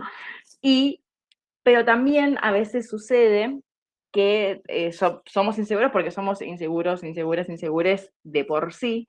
Y hay que tomarse, digamos, no responder el mail por sí o por no rápidamente, sino tomarse el tiempo de ver, bueno, es que realmente no tengo el conocimiento, no manejo la metodología, no conozco el tema, ¿es eso o es que me da miedo? Siento que no puedo porque no soy quien, y bueno, hay mambos, ¿no? Personales, pero que son dudas que por supuesto emergen en todos los aspectos de la vida, la evaluación no queda fuera del espectro tampoco. Respecto de las etapas, también un poco, por supuesto que esto es muy subjetivo y también tiene que ver con cómo uno, cómo cada una escribe, cómo cada uno evalúa, cuáles son sus tiempos, su organización laboral, familiar y demás, que ahí se inserta, digamos, la evaluación requiere mucho tiempo, una evaluación del tipo que, como la que estamos promoviendo, como decía Gaby, que sea constructiva, que vaya en pos de generar conocimiento que se vaya construyendo de una manera colaborativa, bueno, va a implicar que le dediquemos bastante tiempo. Acá yo pensaba en una posible organización que, digamos, es una posible, habrá tantas otras, sí volver sobre que es necesario que conozcamos las pautas, no podemos empezar a delirar e inventar criterios. En principio nos tenemos que atener a lo que nos piden que evaluemos, ¿no? Entonces ahí los criterios de la revista que nos van a llegar en el formato que nos lleguen, sea por la plataforma, sea por mail, vamos a tener que tener eso en cuenta, vamos a tener la obsesividad de los plazos, es como en primer lugar saber cuándo tenemos que entregar esa evaluación, porque no es lo mismo un artículo que tenga 10 páginas, o uno que tenga 25, o uno que tenga 40, va a implicar una evaluación, la extensión del proceso va a ser mucho más larga. Realizar una primera lectura, que también a veces depende de cómo uno está en el trajín, tenemos que meternos en el texto, ¿no? Conocer. Una primera lectura la vamos a tener que hacer la parte que se nos proporcione para decidir si tomar la evaluación o no, en principio, por supuesto, pero si aceptamos, tenemos que tomarnos también el tiempo de no arrancar enseguida como, marcar, falta una coma, como que uno empieza en medio del rol docente a hacer esas cosas. En algunos casos, por ahí yo tengo compañeras que me han dicho que les resulta práctico comenzar a leer las conclusiones y a partir de hoy como hacer el camino inverso. Bueno, después de leer las conclusiones, ver si el resto del trabajo va en esa dirección, si se puede llegar efectivamente a las conclusiones que se plantean a partir de lo que se dio en el desarrollo del resto del manuscrito. Obviamente también nuestro rol es evaluar la cuestión disciplinar y no tenemos la obligación de hacer la corrección de estilo. Digamos, si bien se nos pide, bueno, revisar que sea claro, que no haya errores ortográficos gravísimos, bueno, pero eso es lo último, digamos, no es el dictamen que nosotros vamos a sugerir a la comisión directiva, va a tener que ver con los aspectos disciplinares, metodológicos, teóricos, y no con el uso de la coma para separar sujeto y predicado, digamos, ese tipo de cuestiones, pero que a veces cuando arrancamos... Anto, Sí. sumo una cosa ahí, porque, digamos, eso también es parte del colchón que tenemos que hacer editores, ¿sí? O sea, nosotros a nuestros evaluadores les aclaramos que, por ejemplo, no tienen que revisar la corrección de las referencias bibliográficas, que es un laburo arduo, insoportable, que lleva mucho tiempo y que no es un trabajo de los evaluadores. y que muchas revistas mandan a hacer a sus evaluadores para sacarse ese trabajo de encima, pero que no corresponde, ¿sí? Entonces, me parece interesante también marcar eso, ¿no? O sea, ese no es el trabajo del evaluador académico, eso tiene que ver con cómo edita la revista, porque además el evaluador no tiene por qué saber cuáles son las normas de citación que usa esa revista en particular, ¿sí? Entonces, es importante también aclarar eso, que es, tampoco nos sobregiremos en hacer un trabajo de edición del texto, que es otro trabajo distinto. Como si no fuera suficiente ya con la evaluación en sí, ¿no? Bueno, y obviamente después de hacer la evaluación, que ahí cada uno tendrá sus procesos, yo tengo un cuaderno especialmente destinado a evaluaciones porque me sirve para tenerlas todas juntas, ver de qué forma fui planteando algunas cuestiones a lo largo del tiempo, cómo fui cambiando la forma, no sé, de decir cómo sugerir ciertas cosas, por ejemplo. Con razón te llaman. Ahí ese no conozco muchos evaluadores que hagan eso. A Anto le encanta hacer cuadernitos igual. Ay, sí, tengo cuadernitos para todo. Entonces, mi cuadernito de evaluación, que aparte lo elegí porque tiene una frase linda en la portada, bueno, cuestiones, ¿no? Me lo tomo muy en serio, entonces, y me gusta reflexionar al respecto, quizás por haber sido víctima de muchas evaluaciones que me han dejado el corazón roto, y es esto, no querer convertirme en lo que juré destruir. Y el dictamen, que como decíamos al principio, es, a fin de cuentas, lo primero que recibe el autor, autore, y donde, digamos, como que uno, sí, muy lindo los comentarios, quiero ir abajo, quiero ir a ver qué dijo, aceptado con modificaciones mayores, menores, rechazado, uno hace eso y después, bueno, sí, va a leer los distintos aspectos, después entra el documento y ve qué aspectos se señalaron o qué cuestiones hay para mejorar, pero bueno, ahí me voy a pasar a esta cuestión. Bueno, esa es una pregunta medio, es una pregunta filosófica, como estamos ahora, viste, hay algunas cosas que son filosóficas. Bueno, a ver, por un lado, debo decir que esto me vuelve loca, cuando hago así aparece un dedito, no sé, bueno, no hago nada. Debo decir que puedo preguntar y al final me dicen, mis mejores experiencias en los procesos de evaluación y de publicación, en general tuvieron una segunda ronda. Es decir, el texto sale mejor cuando tenemos evaluadores que efectivamente se toman el trabajo como Antonella de hacer bien su labor y de plantearnos críticas constructivas. Queda un mejor trabajo. O sea, si ese proceso se hace bien, el proceso de evaluación funciona como dice que quiere funcionar. El problema es que muchas veces falla, pero el espíritu es hacer un mejor trabajo y efectivamente muchas veces se logra eso. De hecho, esa fue mi experiencia, pero también obviamente tuve, que no sé si fueron la mayoría, pero es una alegría muchas veces encontrar que tenemos 2 evaluadores que leyeron concienzudamente nuestro texto y que tienen buenas críticas o buenas preguntas o nos hacen preguntas que no nos habíamos hecho cuando escribimos el artículo y que nos dan el pie para o meterlo en ese mismo o pensar un artículo nuevo, ¿sí? O sea, pasan muchas cosas en ese proceso, muchas cosas interesantes. Entonces, hay 2 recomendaciones que yo haría. Una, no sentirnos una basura humana porque pedimos revisiones mayores. Hay artículos que requieren revisiones mayores y que sabemos que ese artículo admite que puedan hacerlas, ¿sí? Pedir revisiones mayores, voy a dar el ejemplo de Psico. Si yo le pido revisiones mayores a una persona y le digo, tenés una muestra de 30, necesitas una muestra de 150, yo sé que esa persona no puede hacer eso. O sea, le estoy diciendo en realidad te rechazo el artículo, pero no te quiero decir te rechazo el artículo. No puede hacer ese cambio a la altura que está del proceso de investigación, ¿sí? Entonces, honestamente, si fuéramos honestos intelectualmente, diríamos, esto es una muestra que es insuficiente, no te alcanza.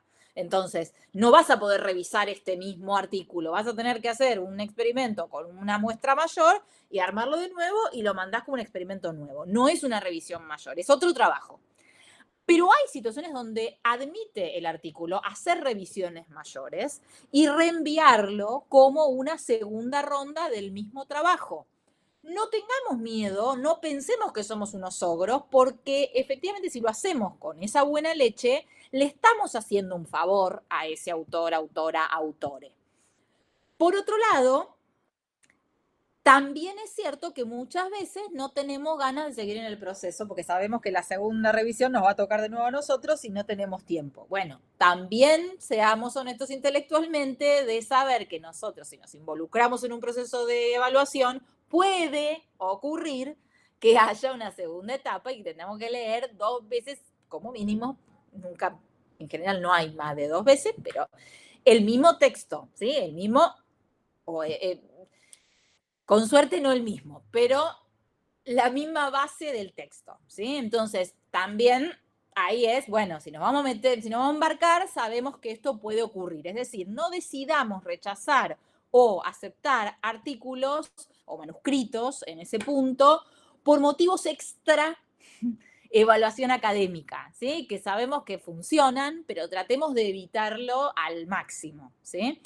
Y efectivamente, tampoco es ningún problema pedir solo revisiones menores a un artículo que nos parece que está absolutamente cerrado. ¿Por qué? Porque puede ocurrir que, por ejemplo, ese artículo haya sido enviado a otra revista y en esa revista se lo hayan rechazado, pero le hayan hecho una evaluación y esa persona introdujo los elementos de esa evaluación y entonces el artículo que vemos nosotros en realidad es una segunda instancia de un artículo inicial que ya está mucho más armado. Entonces nos llega la parte ideal de ese proceso, ¿sí? Entonces, tampoco nos tenemos que sentir como, no, tengo que decir algo.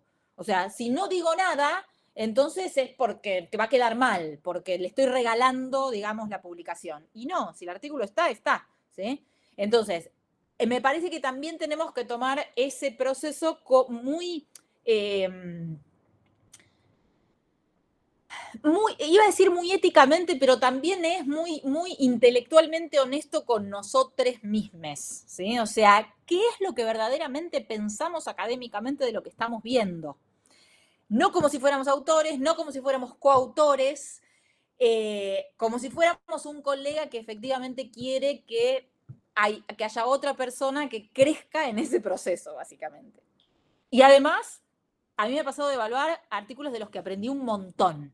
Y eso es mucho, es muchísimo. Y eso es una gran parte de ser evaluadores también. Aprendemos un montón de cosas que no sabíamos y que podemos adoptar para nuestra carrera y para nuestras próximas evaluaciones.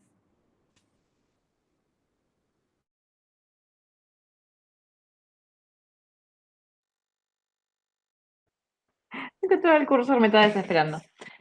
Como voy de una pantalla a otra, me pasa. Respecto de lo que decíamos hace un ratito de, bueno, cómo uno de mis grandes dilemas es, quizás vengan de traumas de algunas evaluaciones, que es esto, digamos, por ahí es muy rico lo que se me propone, pero yo me pude dar cuenta 3 años después cuando salí del trauma por la forma en la que se me dijo eso. Entonces es una picardía, uno podría decir, que si tenemos algo copado para decir, algo bueno para seguir construyendo o para pensar otras líneas o lo que fuera, es una picardía que eso se pierda porque la forma en la que lo dijimos hirió.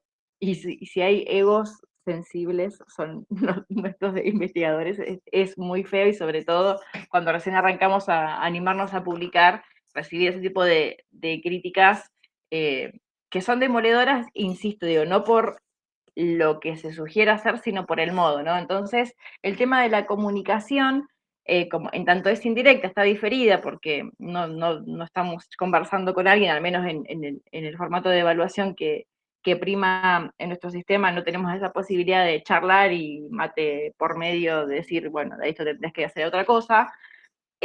También esto bueno, tratar de encontrar un equilibrio entre sugerir, aconsejar, recomendar, de una forma en la que no sea como, no sé, estamos re justos de palabras y sugerimos agregar un apartado más. Y la verdad es que, ¿para qué estamos pidiendo eso? O sea, es imposible. Muchas veces se pide o sea, acortar una cosa, pero ampliando otras, a hacer 2 artículos, bueno, unos chinos muy, muy raros.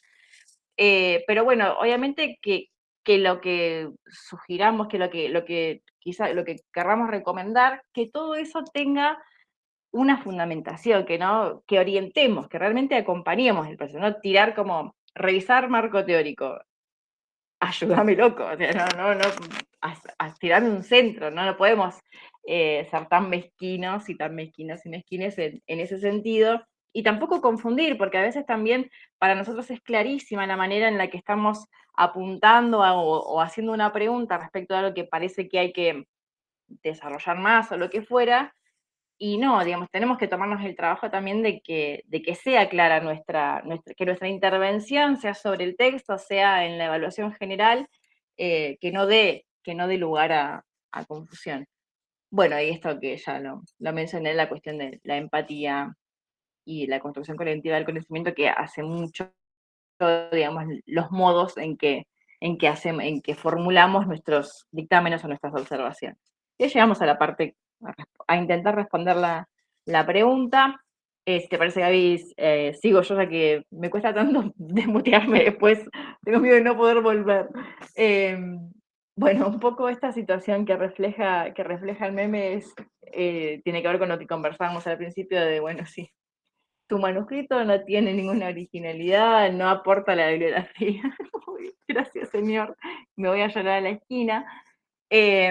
Acá tiramos estas recomendaciones que tienen que ver con las experiencias, con las trayectorias de cada una, para cada uno poder después ir haciendo su propio camino en función de esto.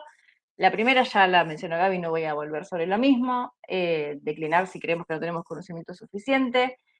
Evaluar lo que estamos leyendo, esto es recontra importante. Evaluar lo que estamos leyendo, no el trabajo que queremos, no el trabajo que se nos ocurre que se podría hacer, no pedir cambiar toda la metodología, no, o sea, evaluemos con los objetivos, la coherencia en todo caso entre los objetivos, la metodología, el marco teórico y los resultados a los que se arriba, pero no eh, lo que, lo que aspiramos o lo que haríamos nosotros, nosotras, nosotros. No, eso no. Fundamentar, eso ya lo mencioné, con esta aclaración de que no sea otro, digamos, que la evaluación no sea 25 páginas más. Yo he recibido, me acuerdo en un caso, 5 páginas y fue doloroso, digamos, insisto, eso fue como 5 años después pude ver la riqueza, pero de 5 páginas con un montón de referencias bibliográficas al interior.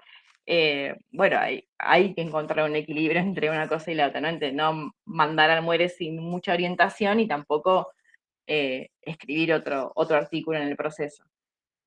Redactar la evaluación desde este lugar empático y constructivo, hacerla y redactarla. Yo vuelvo a insistir sobre eso, sobre la forma, la forma y cómo gestionamos ese vínculo con los autores que por más que no los conozcamos y que nos tengamos al lado, no tenemos que olvidarnos que son nuestros pares.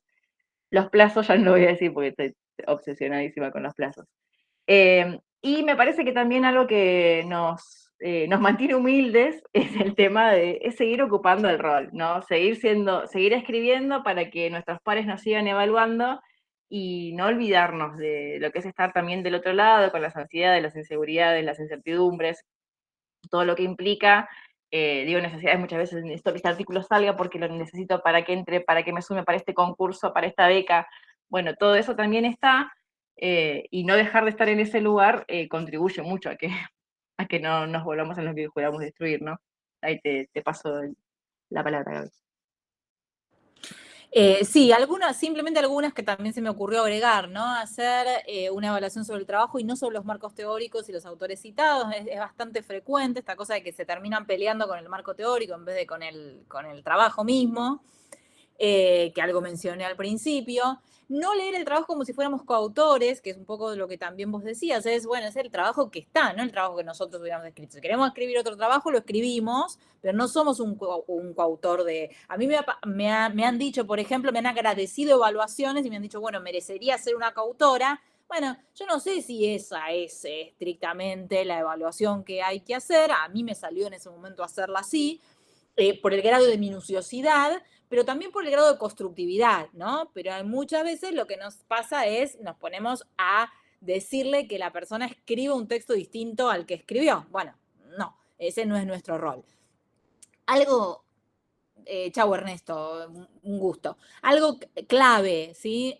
No exijamos citas propias o de colegas conocidos solo porque son las que conocemos. O sea, la persona no tiene la necesidad de citarnos y estoy absolutamente en contra de esa situación en donde viene una lista de citas de la cual podés inferir quién fue tu evaluador, porque lo único que te pide es que cites a fulano 2003, 2008, 2013, 2024. Bueno, nadie más que ese fulano escribió algo, o sea, bueno, hay algo ahí que la endogamia, digamos, no es una buena posibilidad de construcción de conocimiento.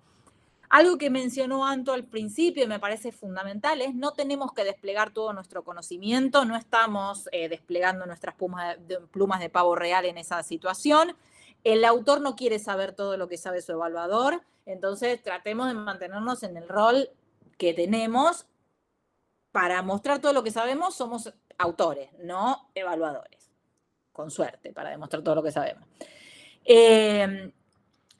Revisar fuentes teóricas, bibliografías, si necesitamos algún respaldo para evaluar con conciencia lo que estamos evaluando. No utilizar valoraciones basadas en prejuicios sobre algunos temas o perspectivas metodológicas. Esto está bien o está mal, es lo que les decía al principio, en lingüística ocurre mucho, ¿sí? Este autor está equivocado, un autor de referencia. Bueno, no sé, Langacker está equivocado. Yo no. Como evaluadora no puedo decir Langacker está equivocado, ¿sí?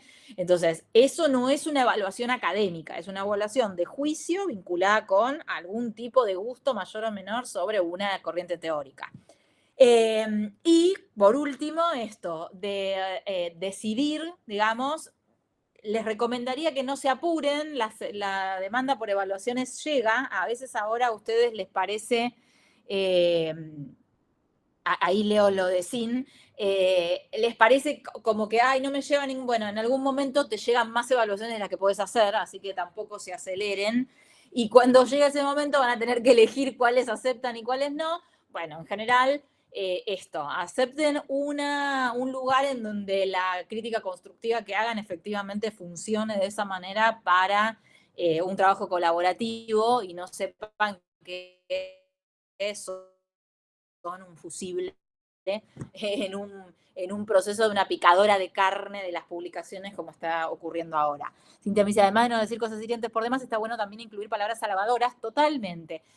Coincido absolutamente y yo lo suelo hacer, o sea, me parece que la estructura esa más bien marketinera de fortalezas y debilidades, que se utiliza mucho en recursos humanos y qué sé yo, hay algo que tiene de bueno, que es que también no solo va a mejorar las debilidades, que si se hace de un lugar constructivo está buenísimo, sino también va a apuntalar las fortalezas de este trabajo. Este hallazgo es súper interesante. Y aunque no sea súper novedoso, es súper interesante, ¿sí? O sea, siempre en un hallazgo hay algo de novedoso, pero además, si vuelve a encontrar lo mismo en otra comunidad lingüística, por decir algo, bueno, por ahí el fenómeno no es novedoso, pero es súper interesante para conformar, para lograr lo que ahora estamos viendo que está en crisis, que es justamente la consolidación, digamos, de teorías a partir de evidencia empírica reiterada, ¿sí? Nosotros estamos teniendo una crisis de replicabilidad en todo lo que es ciencia experimental, justamente por eso, porque estuvimos rechazando durante mucho tiempo trabajos que repitieran el mismo experimento en otra comunidad lingüística y entonces le dieran espesor empírico y teórico a esos hallazgos. Bueno, eso es un punto fuerte de un trabajo que eventualmente en algún lado le dirían esto no sirve para nada porque no es original. Bueno, decirles esto sirve, ¿sí? Así como miles, ¿sí? Entonces me parece que está buenísimo lo que dice Cintia, es en la evaluación está bueno incluir elementos de fortaleza. Qué buena idea esta, qué hipótesis, ¿no? O sea, hay un montón de elementos y ahí también voy con aprendí un montón de cosas. Incluso mencionar valorativamente, bueno, esta bibliografía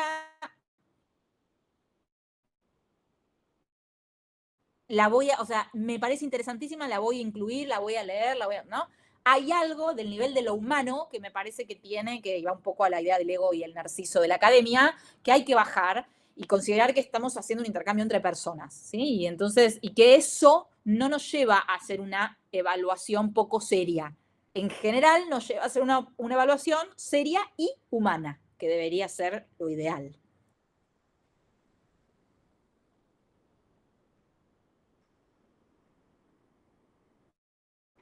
Ahí teníamos todo. Eso era todo. Eso es todo, Bueno, amigo. espectacular. Muchas gracias, Santo. Muchas gracias, Gaby. Me parece que fue una charla súper enriquecedora y espero que también a los asistentes les haya gustado. Abrimos el espacio para aquellos que no pudieron hacer preguntas, tanto por chat, se pueden desactivar el micrófono, bueno, lo que consideren. Así que los escuchamos y las escuchamos.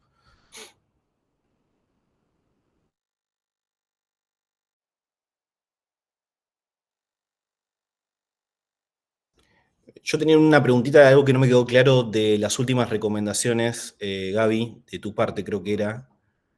Lo de revisar fuentes teóricas si se requiere. No entendí muy bien por dónde iba. Si revisar las propias que nosotros conocemos o las que cita el autor como para complejizar. Eso La última, último, ok. ¿sí? O Ok. sea, si hay cosas que por ahí no conocemos, bueno, tomarnos un laburito de, a ver, espera, esto lo voy a buscar bien, o sea, no,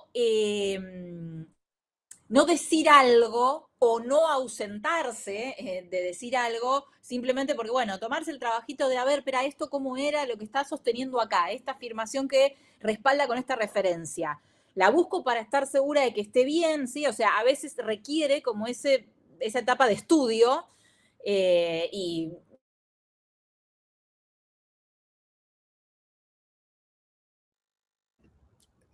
A ver, Gaby, te habías quedado sin internet. ¿Me escuchás? Ahí sí, a ver, Volviste, yo sé, volviste. ustedes siguieron moviéndose y No me se sigue perdió mucho funcionando igual. esta. No se perdió mucho. Ah, Estabas. Un cachito nada más, sí. eso último, digamos, ¿no? Que me parece bueno también estar dispuesto a revisar algunas cosas que no sepamos en el trayecto de la evaluación para entender mejor cuál es. Muchas veces pasa que, no sé, en la conclusión retoman algo que tenemos medio olvidado. Bueno, revisarlo y ver si efectivamente todo cierra. Bien, me interpeló eso porque me ha pasado que me dio fiaca, la verdad, ir a buscarlo. Entonces me interpeló directamente y saber si era eso. Totalmente, que muchas veces pasa. Y después tenía otra Querías pregunta. chequear lo que no querías, lo que no era lo que querías escuchar. No era la Exacto, respuesta que querías. exacto, pero bueno, está bien. Ya no tengo excusa, ya lo sé. Ahora leo las preguntas que están en el chat, pero yo tenía otra pregunta en relación con algunas, si les pasó a alguna de ustedes que hayan detectado alguna instancia de plagio y si tienen alguna recomendación con respecto a eso. A mí Sí, no. hay. Así que te dejo, Gaby. No, hay. Nosotros en la revista no usamos, lo discutimos bastante, no usamos, muchas revistas usan plataformas digitales que detectan plagio, incluso autoplagio. Eso es bastante más frecuente que el plagio, el autoplagio, pero hay también situaciones de plagio que cuando se les pide hay una situación de, bueno, me olvidé poner la referencia, que bueno, tenemos que dar el beneficio de la duda y se pone la referencia y todo camina, pero hay también muchas situaciones que se dan no en revistas, sino en tesis, en proyectos, o sea, existe ese problema y creo que es algo que tenemos que combatir, claramente. Perfecto. Bueno, acá primero Cintia había dicho, sumo una pregunta, me han llegado recientemente muchos pedidos de una plataforma que desconocía, que se llama Chaos, aparece en el chat link, es Open Access y parece que machea evaluadores con inteligencia artificial, aunque se supone que hay personas también comunicándose con los evaluadores, quería saber si conocían algo al respecto, las veces que me llegó lo rechacé por afinidad temática, pero además me parecía que quizás era mucho laburo y no sabía si iba a poder subir el antecedente.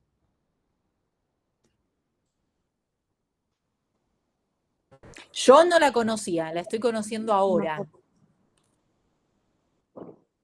Estoy entrando ahora mismo. Sí, no la conocía.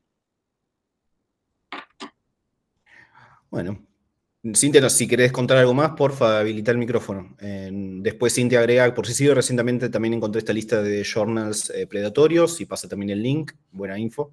¿A guardar? Sí, en realidad, ay, perdón, no sé si tengo buen micrófono. Sí, bastante, puedes hablar, sí. ¿Cómo están? Ay, gracias por la charla, estuvo buenísima. Lo que, no sé, en realidad me llegó, no tenía idea y me parece que ahora entré como en un loop, porque ahora me llegan cada tanto. El primero que me llegó era rarísimo, yo claramente no podía evaluarlo, pero tampoco entendía si era evaluable, era rarísimo. Había leído también en una pregunta de ResearchGate como que algunos parecían incluso los trabajos generados con IA, no sé, cosas loquísimas. Pero bueno, me llegó otro que parecía escrito más por un humano, pero igualmente, como que vi varios ida y vuelta de gente que tampoco sabía, en estos que son open access y más de evaluación colaborativa, no te mandan como una constancia que uno lo evaluó, y la verdad que es mucho trabajo, mucho tiempo, y bueno, y está bueno tener ese respaldo. Entonces, la verdad que no sabía si las que son así open o más colaborativas, si te dan una constancia de que uno aportó a esa revisión. Y quizás es lo que le faltaría a esas, ¿no? Porque está bueno quizás el mecanismo, pero es mucho trabajo para no poder cargar el antecedente quizás. Sí, coincido. No sé cómo funciona, ahora voy a ver cómo funciona. En general, viste que la carga, digamos, por ejemplo, en Sigeva no te requiere cargar el certificado. Ah, es Lo que verdad. pasa es que sí tenés que cargar algún tipo de información formalizada de la revista. Claro, Entonces es fácil de corroborar. En estos casos no lo sé. claro. Sí, yo tampoco lo dejo ahí como para, no sé, si alguien más se entera de algo. Igual como que ya, o sea, una vez que uno entra, como que siguen llegando. No sé, por eso también era medio raro eso, era como, me da duda, pero bueno, nada, para Y pensar. la lista de revistas predatorias está buenísima, ¿sí? Porque me parece que también tenemos que como comunidad científica frenar eso de cuajo. Bien, gracias, Sin. Después hay mensajes lindos también de Gabriel Alejo, Romina, Macarena, Antonella, bueno, Claudia, les agradecemos por haberse sumado, Carlos también. No sé si alguien tiene alguna otra pregunta, comentario, sugerencia. Hay una Por ahí que, Claudia, que dice, a mí lo que más me cuesta es no sentirme con el síndrome de la impostora en este rol.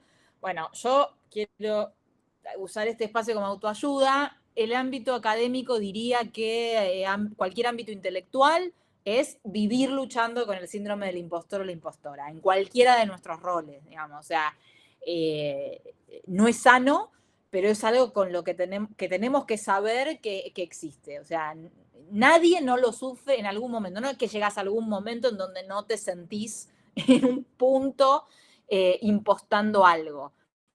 Y creo que hay que laburar con eso, un poco en los términos que decía Antonella, de que por ahí la primera vez tenemos que estudiar más para hacer la evaluación. O sea, si sentimos que el tema es y que podemos aportar y que qué sé yo, bueno, por ahí hay una parte de esa evaluación que tengamos que hacer con un esfuerzo mayor al que podríamos hacer con un tema totalmente cercano al nuestro, pero que vale la pena como tomar ese riesgo, siempre y cuando lo hagamos, como yo decía, con la honestidad intelectual de que estamos haciendo el mejor trabajo posible, que no estamos tratando de engañar a nadie, digamos, ¿no? O sea, que ese síndrome del impostor no se proyecta a nuestra evaluación, no es que estamos haciendo algo como si fuéramos unos chantas, estamos haciendo algo con toda la rigurosidad que le podemos aportar y con la buena intención que le podemos aportar, aun cuando, porque además hay que decirlo,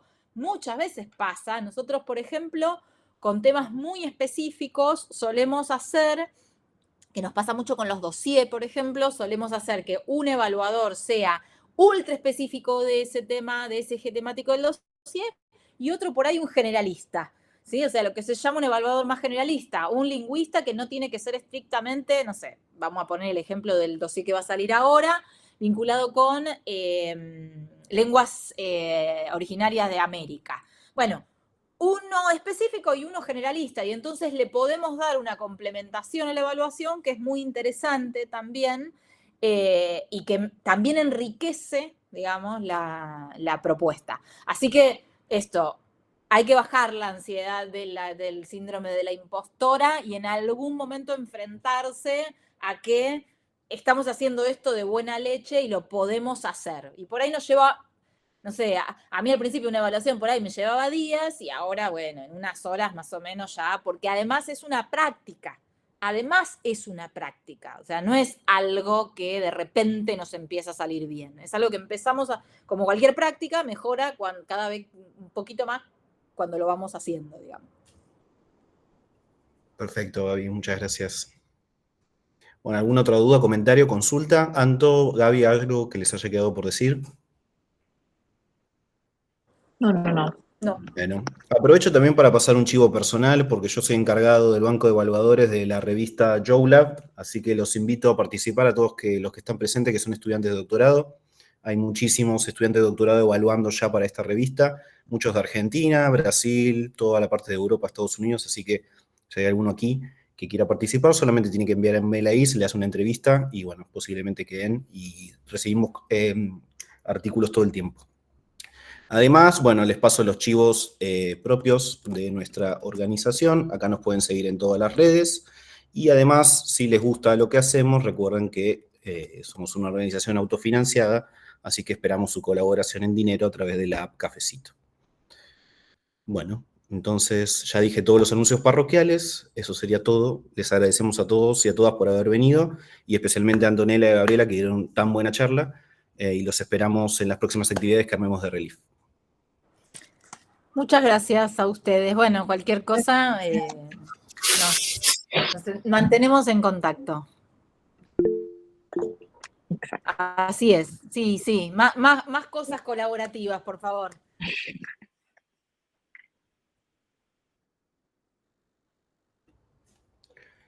Adiós, adiós, adiós. Buenísimo. Adiós. Adiós.